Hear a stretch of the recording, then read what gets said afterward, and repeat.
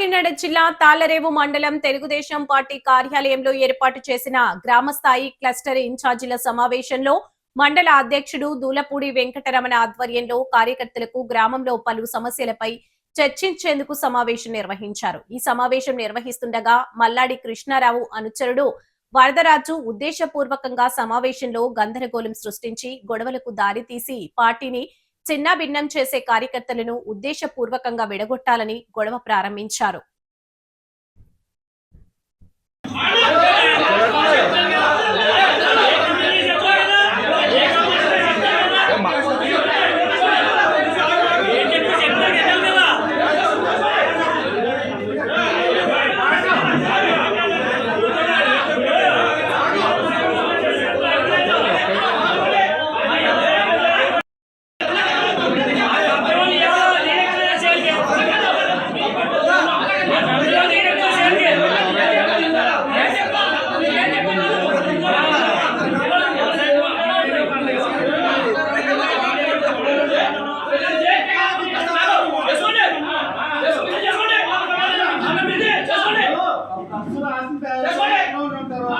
చెప్పి